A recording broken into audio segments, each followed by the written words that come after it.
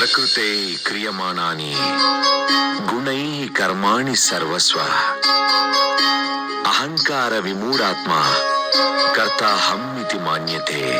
సమస్త కర్మలు ప్రకృతి తత్వాల ద్వారానే చెయ్యబడతాయి. కానీ ఎవరి మనసులో అహంకారం మూఢత్వం ఉంటుందో వారు ఇలా కూడా అనుకుంటారు, ఇవన్నీ వారి వల్లే జరుగుతున్నాయి అని. అహం విషం లాంటిది.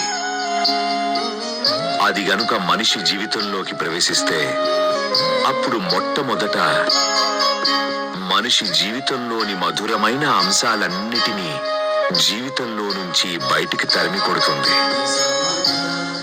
మనిషిని ఒంటరిని చేసేస్తుంది. అందుకని జీవితంలో సంతోషంగా ఉండడం కోసం ఈ అహాన్ని అదుపులో పెట్టడం చాలా అవసరం.